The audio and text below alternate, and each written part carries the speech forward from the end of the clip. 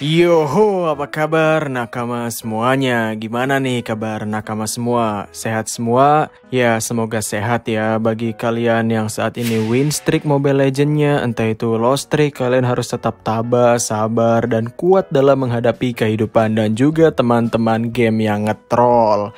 Nah, kali ini di One Piece Universe, di dunia One Piece itu lagi booming atau lagi rame dibicarain tentang spoiler One Piece chapter 1053. Kami biasanya nggak pernah nyentuh sekalipun isi konten spoiler yang kami jadikan bahan diskusi. Dalam artian, biasanya kami nunggu full spoilernya atau nunggu full cerita chapternya dulu atau bahkan nunggu full manga high quality-nya dulu agar kami bisa mencapai titik dimana kayaknya hal ini bisa didiskusiin nih. Tapi untuk spoiler One Piece chapter 1053 ini, entah kenapa ya, kayak kami tuh bener-bener gatel mau ngomongin hal yang ada di spoiler One Piece chapter 1053. Seenggaknya ada dua lah hal yang pengen kami bahas banget. Yang pertama adalah soal Sukiyaki sebagai Hitetsu, dan yang kedua adalah Buggy sebagai the new emperor atau sebagai the new kaisar lautan. Jadi tanpa basa-basi lagi, langsung saja mari kita mulai.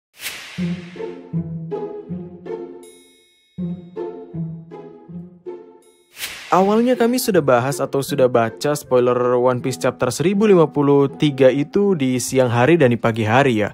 Waktu itu masih cuman isi kontennya tuh kayak menunjukkan bahwa Luffy adalah the new emperor gitu tuh. Waktu itu ya masih nunjukin bahwa Luffy itu bounty-nya sama seperti Kid dan Law lah. Nah kemudian di sore harinya, di waktu maghrib tepatnya, kami melihat beberapa komentar video YouTube kami yang membuat kami tercengang dan speechless banget lah. Di beberapa komentar tersebut tuh menyebutkan bahwa sebentar, kami buka dulu komentarnya ya. Mana ini? Oh ini dia. Nih, ada dari Asaiko. Dan hari ini terbukti hebat lucu. Oh ya, ini komentar ini ada di video yang mengenai sosok asli Hitetsu adalah Kozuki Sukiyaki. Kemudian ada komentar dari Pramudia. Pramudia berkata, spoiler chapter 1053 sudah keluar. Hitetsu sama dengan Kozuki Sukiyaki. Lalu ada Ferry Hidayatullah yang berkomentar, beneran ketebak njir teorinya di chapter 1053. Dan dari Pikachu, dia berkomentar, jir bener. Nah, kemudian yang terakhir ini ada dari Ilham Sadewo yang berkomentar, dan time traveler ente bang. Ya, itu adalah beberapa komentar yang membuat kami langsung, Hah? Apa nih? Teori apa nih yang bener? Masa iya sih sosok Hitetsu beneran Kozuki Sukiyaki gitu kan?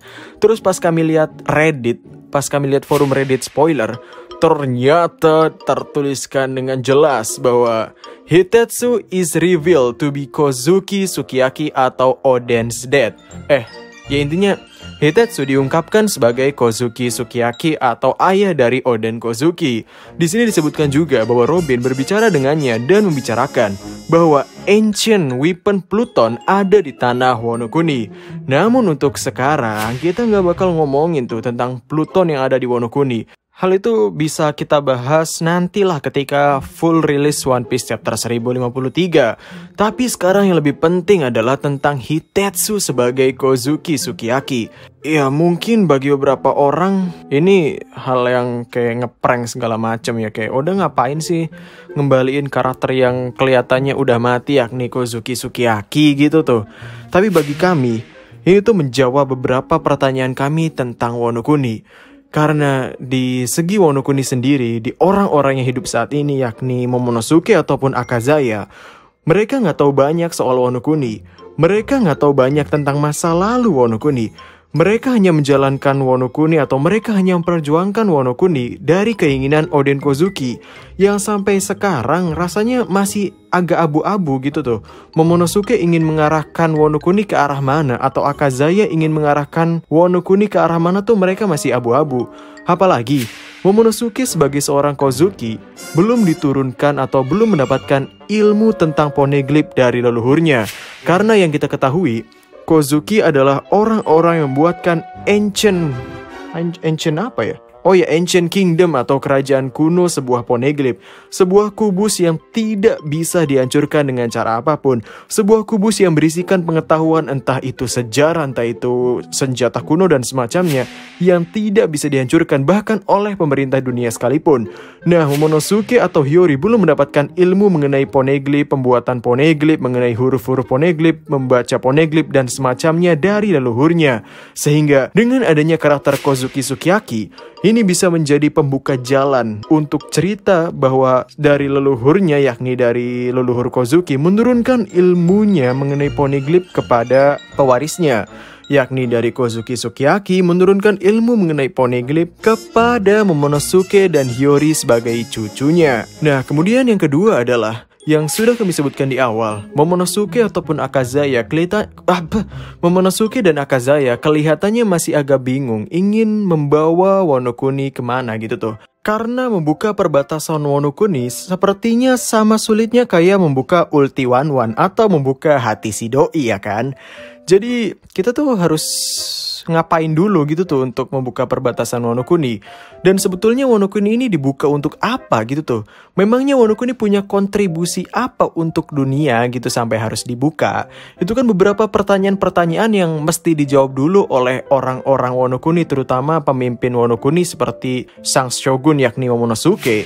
Nah, Momonosuke ini masih 8 tahun. Dia memiliki pengetahuan yang sangat minim sekali tentang tanah kelahirannya.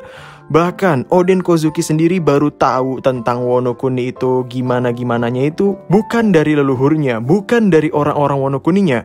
Oden Kozuki tahu Wano Kuni pernah berhubungan dunia luar atau memiliki pengaruh di dunia luar itu karena dari perjalanannya dengan bajak laut Goldie Roger.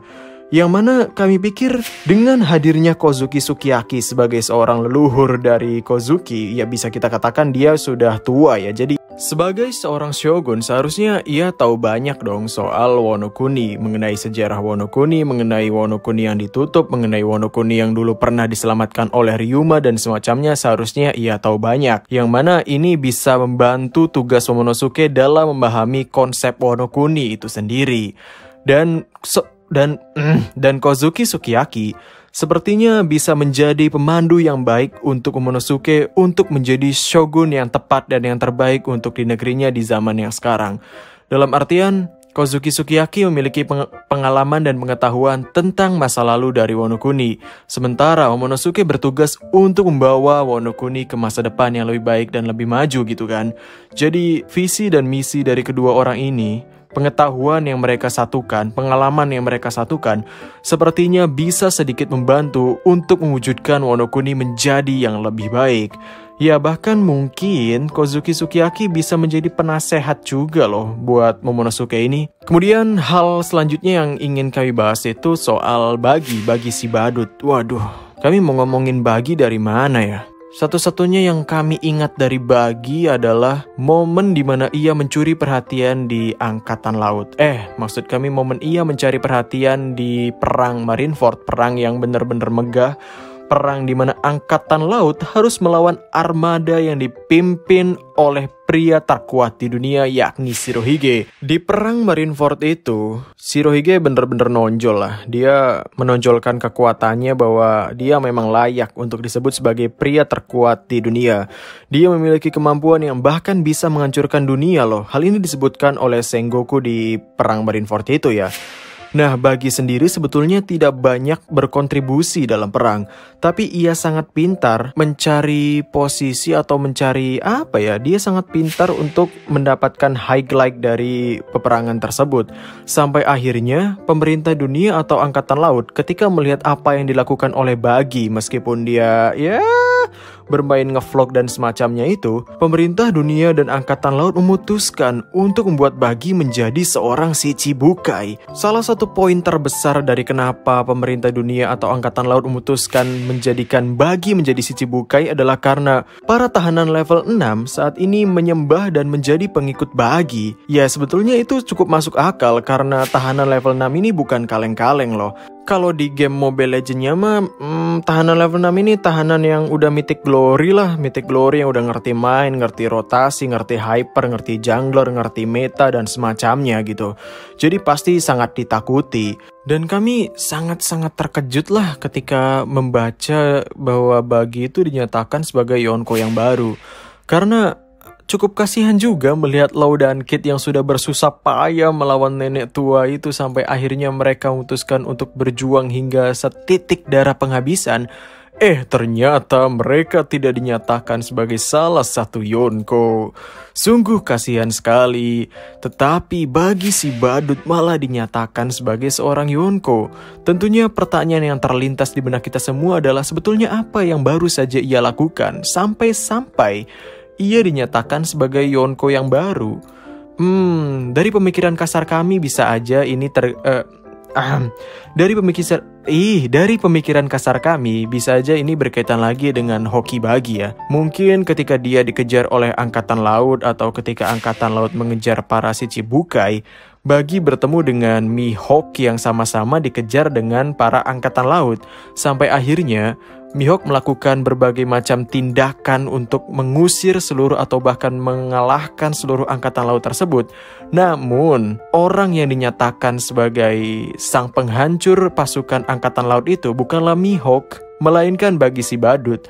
Karena ya lagi-lagi ini permasalahan hoki. Lagi-lagi ini permasalahan tentang image, di mana angle dari pertempuran tersebut sepertinya menunjukkan bahwa Bagi adalah orang yang bertanggung jawab atas kehancuran dari Angkatan Laut yang mengejar itu. Padahal mah ya bukan Bagi, mungkin Mihawk atau beberapa orang lainnya. Ya itu baru pemikiran kasar dari kami ya. Toh diskusi mengenai Bagi yang menjadi seorang Yonko juga pernah kita bicarakan sebelumnya di channel yang lama sih. Kalau di channel yang ini kayaknya udah nggak ada deh videonya, bener-bener di channel yang lama. Yakni pada One Piece cover volume 25, dimana di saat itu Oda menggambar Luffy, Kurohige, kemudian ada kambing milik Shirohige, Shanks, dan Bagi. Waktu itu orang-orang menjadikan cover volume ini sebagai dasar untuk mengatakan bahwa ini adalah future Yonko atau Yonko di masa depan. Dan ternyata teori itu terwujud. Siapa yang menyangka Bagi beneran menjadi seorang emperor coba? Kalau Shichibukai kan kayak, ya iyalah Shichibukai iya. Maksudnya Shichibukai kan, level kekuatan Shichibukai kan berbeda-beda. Dalam artian, ada yang emang kuat banget, ada yang biasa aja tapi emang kuat. Tapi kalau seukuran Yonko itu di mata para bajak laut manapun, di mata angkatan laut manapun, itu begitu sangar, itu begitu menakutkan.